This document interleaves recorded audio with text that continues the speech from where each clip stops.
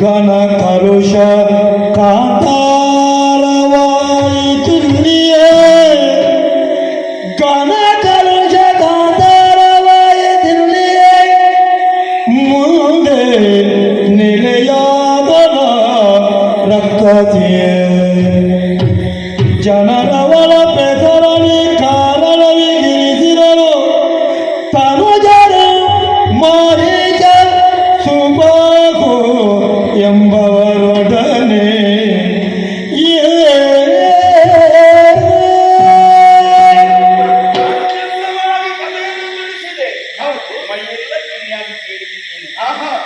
ಸ್ಥಾನಾಂತರ ಯಾಕಂದ್ರೆ ಕರ್ಮಾಂತರ ಯಾರು ಯಾವ ಲೋಕದಲ್ಲಿ ಯಾವ ಕರ್ಮವನ್ನು ನಿಷ್ಠೆಯಿಂದ ಮಾಡಬೇಕೋ ಅದನ್ನೇ ಮಾಡಿದ್ರೆ ಭಗವತ್ ಸಂಕಲ್ಪ ಅಂತ ಎಲ್ಲ ರೀತಿಯಲ್ಲಿ ಇರ್ತದೆ. ಇಲ್ಲದ್ರೆ ಯಕ್ಷಕನ್ಯಾದವಳು ದಾಟಕಿ ಈ ರೀತಿಯಾಗಿ ಬಂದು ಶಾಪಗ್ರಸ್ತಳಾಗಿ ರಾಕ್ಷಸಿ ಆಗಿದ್ದಾಳೆ. ಹಾಗಂತ ಅಷ್ಟೇ ಕಲುಷಕಾಂತರದ ಕಥೆಯನ್ನು ಕೇಳಿದಂತ ಯಾರೇ ವ್ಯಕ್ತಿಯಾದರೂ ಕೂಡ ಇಲ್ಲಿಗೆ ಬರಬೇಕಾದ್ರೆ ಸ್ವಲ್ಪ ಹೆದರಿಕೆ ಬೇಕೇ ಬೇಕಾಗ್ತದೆ.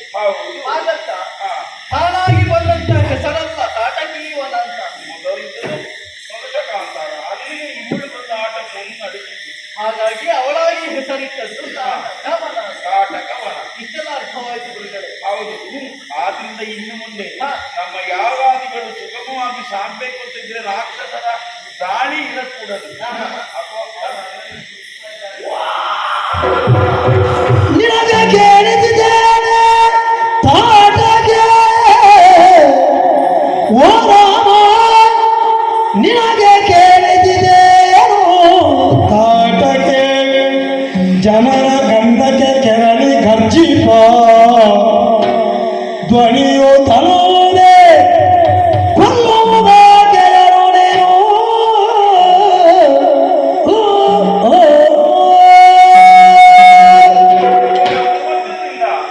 ಬ್ರಾಹ್ಮಣ ವರ್ಗವೆಲ್ಲ ಈಗಾಗಲೇ ಸೋತು ಪೂರ್ಣವಾಗಿ ಹೋಗಿದೆ.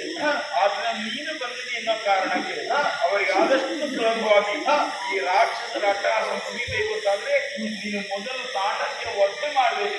ಗುರುಗಳೇ, ನಿಮ್ಮ ಜೊತೆಯಾಗಿ ಬರುವಂತಹ ಸಂದರ್ಭದಲ್ಲಿ ನಾವು ಮೊದಲೇ ಹೇಳಿದ್ದೇವೆ, ಏನು ನೀವು ಹೇಳಿದಂತ ಮಾತನ್ನು ನೀವು ಹೇಳಿದಂತ ಕಾರ್ಯವನ್ನು ಮಾಡಿ ಪೂರೈಸ್ತೇವೆ ಅಂತ. ಆದ್ರೆ ಇಲ್ಲಿವರೆಗೆ ಅರ್ಥವಾಯಿತು, ತಾಟಕಿ ಎಂಬವಳು ಲೋಕದಲ್ಲಿ ಕಟ್ಟಕೈಯಾಗಿ ಮೆರೆಯುತ್ತಾ ಇದ್ದಾಳೆ, ಗಡ್ಡಕ್ಕೆ ಕಟ್ಟಕಿಯಾಗಿ ಮೆರೆಯುತ್ತಾ ಇದ್ದಾಳೆ. ಕೊಲ್ಲಬೇಕೆಂಬುದಾಗಿ ಹೇಳುತ್ತಾ ಇದ್ದೀರಲ್ಲ, ನಿಜವಪ್ಪ. ನಾನು ಕೊಲ್ಲುವುದಕ್ಕೆ ಸಿದ್ಧನಾಗಿದ್ದೇನೆ. ಆದ್ರೆ ಕೊಲ್ಲುವಂತ ವ್ಯಕ್ತಿಯಾದರೂ ಯಾರು? ಅವಳು ಹೆಣ್ಣಲ್ವ ಗುರುಗಳೇ? ಅದಕ್ಕೆ ಶ್ರೀಹತ್ಯ ಮಹಾಪಾಪಗಳನ್ನು ನಡೆಸಿಕೊಳ್ಳುವುದು ಸಂಶಯವೇ ಖಂಡಿತವಾಗಿ ಹೌದು. ಹೆಣ್ಣನ್ನು ಕೊಲ್ಲಬಹುದು. ಹೇಗೆ? ಹೆಣ್ಣು ಸಮಾಜಕ್ಕೆ ಕಣ್ಣು. ಆ ಕಣ್ಣು ತಪ್ಪಿ ಎಲ್ಲಾದ್ರೂ ಹುಣ್ಣಾಗ್ತದೆ ಅಂತಾದ್ರೆ ಹುಣ್ಣನ್ನು ಮೈಯಿಂದ ಹೊರಗೆ ತೆಗೆದೇ ತೊಳೆಯದೇ ಇದ್ರೆ ಅದು ವ್ಯಾಧಿಯಾಗಿ ಸಾವಿಗೂ ಕಾರಣವಾಗ್ತದೆ. ಇದಕ್ಕೆ ಮಹಾವಿಷ್ಣುವೇ ಸಮಾಸನಿಗೆ ಆಶ್ರಯವನ್ನು ಕೊಟ್ಟಂತಹ ಹೆಣ್ಣು, ಆಕೆ ಪ್ರಸಿದ್ಧಳು, ಪರಮ ಪತಿವ್ರತೆ. ಆ ರಾಕ್ಷಸನಿಗೆ ಆಶ್ರಯವನ್ನು ಕೊಟ್ಟಿದ್ದಾಳೆ ಎನ್ನುವ ಕಾರಣಕ್ಕಾಗಿ ಅವನನ್ನು ಒಲಿಸೋಕ್ಕಾಗಿ ಬಿಟ್ಟು ಕೊಡುವಂತ ಕೇಳಿದಕ್ಕೆ ಬಿಟ್ಟು ಕೊಡಲಿಲ್ಲ. ಆಶ್ರಮವನ್ನು ಶಿರಚ್ಛೇದನ ಮಾಡಿದ್ದಾಳೆ. ಆ ಖ್ಯಾತಿಯ ಗಂಡನಿಂದ ಶಾಪಗ್ರಸ್ತನಾದ. ಮುಂದೆ ನೀನು ದಶಾವತಾರವನ್ನು ತಾಳ್ಬೇಕು, 10 ಅವತಾರಗಳನ್ನು ತಾಳ್ಬೇಕು ಅಂತ ಶಾಪ ಕೊಟ್ಟಿದ್ದಾರೆ ಋಷಿವರ. ಆ ಋಷಿವರಿಯನ ಶಾಪದಿಂದ ಬೇರೆ ಬೇರೆ ರೂಪಗಳಲ್ಲಿ ಹುಟ್ಟುವುದಕ್ಕಾಯ್ತು. ಅದು ಹುಟ್ಟು ಕಥೆ. ಇನ್ನೂ ಒಂದು ಕಥೆ ಆಲೋಚನೆ ಮಾಡು. ಹಿಂದೆ ಪರಶುರಾಮ ದೇವರು, ಯಾರು? ಪರಶುರಾಮ ದೇವರು ಕೋಪಿಷ್ಠನಾದಂತಹ ಜಮದಗ್ನಿ ಮಹರ್ಷಿಯ ಮಾತನ್ನು ಕೇಳಿ ಹೆಣ್ಣನ್ನು ಕೊಲ್ಲಬಾರದು ಎನ್ನುವುದಕ್ಕೆ ತಿಳಿದಿದ್ರು ಸಹ ಹೆಣ್ಣನ್ನು ಕೊಂದದ್ದು ಯಾಕೆ? ಪರಿಣಾಮವನ್ನು ಊಹಿಸಿ ನೋಡಿದ್ರೆ ಆ ಕೊಲೆ ಮಾಡಿದ್ರೆ ಗಂಡಾಂತರವಾಗ್ತಿತ್ತು, ಪ್ರಳಯ ಆಗ್ತಿತ್ತು. ಹಾಗೆ ವಧಿಸಿ ಶಿರವನ್ನು ಕಡಿದ ಆಮೇಲೆ ಅಪ್ಪನಲ್ಲಿ ವಿಷಯವನ್ನು ತಿಳಿಸಿದ ಬಳಿಕ ಜಮದಗ್ನಿ ಮಹರ್ಷಿ ಹರ್ಷಗೊಂಡು ವರವನ್ನಿಟ್ಟು ಮತ್ತೆ ಬದುಕಿಸಿಕೊಂಡಿದ್ದಾನೆ. ಆದ್ರಿಂದ ಕಾರಣಾಂತರದಿಂದ ಕಾರ್ಯ ಸಂಬಂಧವಾಗಿ ಕೂಡಿಕೊಳ್ಳಲೂಬಹುದು ಎನ್ನುವುದು ಆಧಾರವಾಗಿ ನಮಗೆ ಹಿಂದೆ ಮುಂದೆ ನೋಡಬೇಡ. ಮತ್ತಿನ್ನೊಂದು ಯಾರು ಹೇಳಿದಂತ ಪ್ರಶ್ನೆಗೆ ಇಲ್ಲಿ ಗುರು ನಿರೂಪಣೆ ಎನ್ನುವುದು ಸಮಾಜವಾಗಿ ನಾನು ಕಲಿಸುವ ಗುರುವಾದ್ರೆ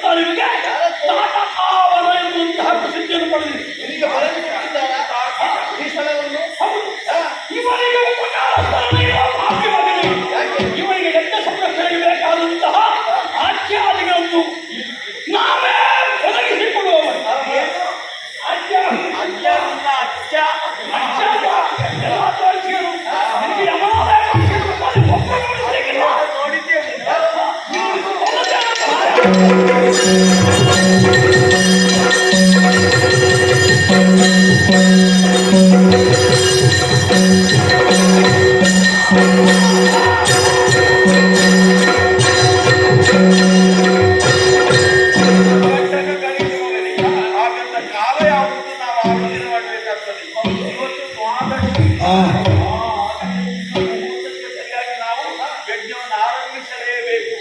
ಯಜ್ಞವನ್ನು ಆರಂಭಿಸಲು ನಾನು ಕುಳಿತುಕೊಂಡಾಗ ರಕ್ಷಣೆಗಾಗಿ ನನ್ನ ಎಡಬಲ ಭುಜಗಳಲ್ಲಿ ನೀವು ನಿಂತುಕೊಂಡಾಗ ಏನು ಗಣ್ಯ ಇವರಿಬ್ಬರು ಇವಳನ್ನು ಮಕ್ಕಳಿಬ್ಬರಿದ್ದಾರೆ, ಅವರು ಭಾರತ ಉಳಿಯಲಾರರು. ಅವರನ್ನು ಮುಗಿಸುವಾಗ ನಮ್ಮ ಯಜ್ಞ ಅಕ್ಷರಿಗೆ ನಾವಿದ್ದೇವೆ. ಒಳ್ಳೆ ಬಾಳು ಬಂದದೆ ಅಯ್ಯೋ ಮನೆಯೋ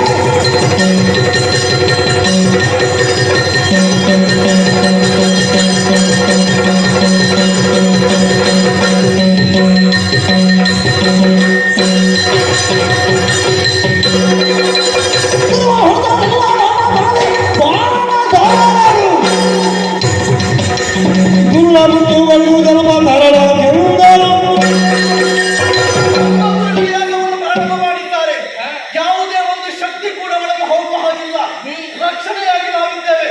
ಆದ್ರೆ ಮೇಲಿಂದ ಕೆಳಗೆ ಮಾಂಸಗಳು ಬೀಳ್ತಾ ಇದೆಯಲ್ಲ, ಎಲ್ಲಿಂದ ಏನು ತಿಳಿಯಬೇಕು. ಅದಕ್ಕಾಗಿ ಒಂದು ಬಾಣ ಪ್ರಯೋಗ ಮಾಡಿ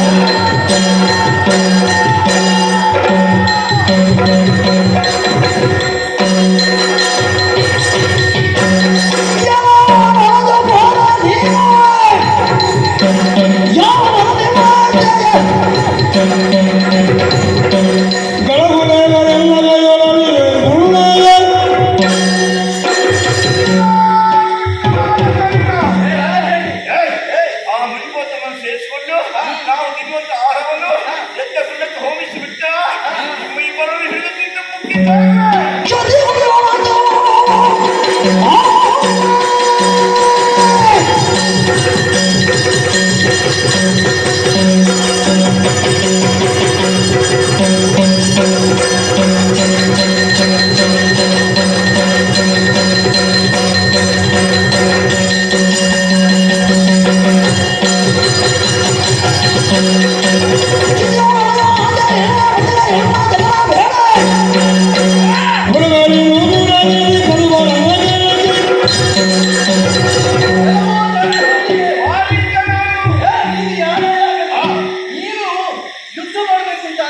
ನಮ್ಮನ್ನು ಎದುರಿಸಬೇಕು ಅಂತಾದ್ರೆ ಎದುರಾಗಿ ಬರಬೇಕಿತ್ತು.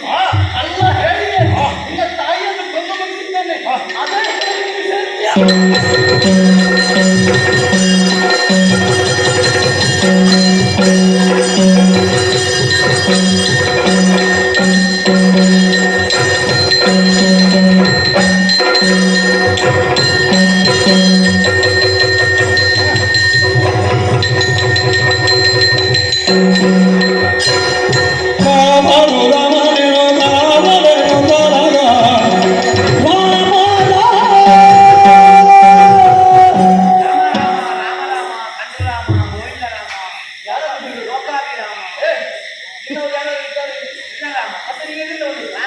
ಇಲ್ಲಿವರೆಗೆ ನೋಡಿದ ಪರಿಚಯ ನಮಗಿಲ್ಲ.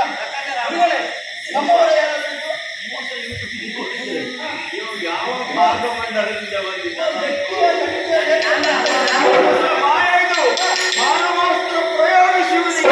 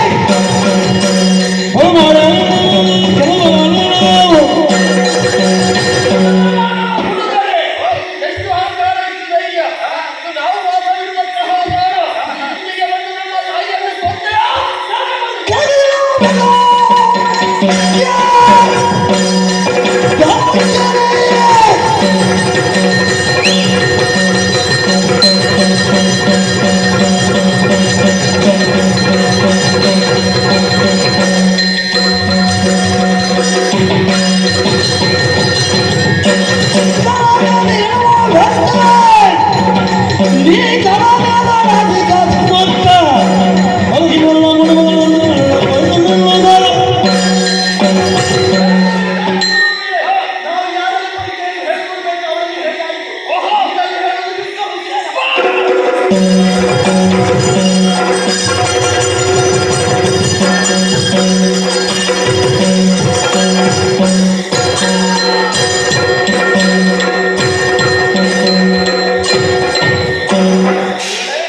ಮುಹೂರ್ತಕ್ಕೆ ಸರಿಯಾಗಿ ಮುಕ್ತಾಯವಾಯಿತು. ಹೌದಲ್ಲ, ಯಜ್ಞ ಸಂರಕ್ಷಣೆ ಆಗಿದೆ. ಇಷ್ಟು ಸುಲಭವಾಗಿ ಕಷ್ಟಕರವಾದಂತಹ ಕಾರ್ಯ ಮುಕ್ತಾಯವಾಗಲಿಕ್ಕೆ ಸಾಧ್ಯ ಅಂತಂದ್ರೆ ದೀಕ್ಷಾಬದ್ಧನಾಗಿ ನಾನು ಕುಳಿತುಕೊಂಡು ನೀವು ಸಂರಕ್ಷಣಾ ಕಾರ್ಯವನ್ನು ಮಾಡ್ತಾ ಇದ್ದಾಗ ನಾನು ಉಪದೇಶ ಮಾಡಿದಂತಹ ಬಲಾತ್ಮಕ ಶಬ್ದಗಳ ಯೋಗ್ಯತೆ ಅಷ್ಟು ಬಡಲಿಕ್ಕೆ ಆಗುದಿಲ್ಲ, ಬಾಯಾರಿಕೆ ಆಗುದಿಲ್ಲ, ಹಕ್ಕಿ ಆಗುದಿಲ್ಲ, ನಿದ್ದೆ ಬರುವುದಿಲ್ಲ. ದೊಡ್ಡ ವಿಷಯವಲ್ಲ, ಸಾಧ್ಯ ಆಗ್ತದೆ. ಹೌದಲ್ಲ, ಹೌದು. ಯಜ್ಞ ಸಂರಕ್ಷಣೆಯಿಂದ ಆಗ್ತಾ ಹೋಗಿ ಮುಂದೆ ಕೆಲಸ ಆಗಿದೆ. ಆದ್ರೆ ಸತ್ಯ ನಾನೊಂದು ಅವಸರದ ಕೆಲಸ ಅಂತ ಅದು ಮೆಚ್ಚಿಗೆಯಿಂದ ಒಳ್ಳೆ ಬಂದಿದೆ. ಆದ್ರೆ ಅದೊಂದು ಕಲ್ಯಾಣ ಆಗಬೇಕು. ಅದನ್ನು ಮುಗಿಸಿಕೊಂಡು ನಾನು ಬರಲ್ಲ. ಆದ್ರೆ ನಮ್ಮನ್ನು ಇಲ್ಲೇ ಬಿಟ್ಟು ಹೋಗಬೇಕು. ಅದು ಕಷ್ಟ. ಗುರುಗಳೇ, ಇಲ್ಲಿಯವರೆಗೆ ನಿಮ್ಮ ಜೊತೆಯಾಗಿದ್ದವರು ನಾವು.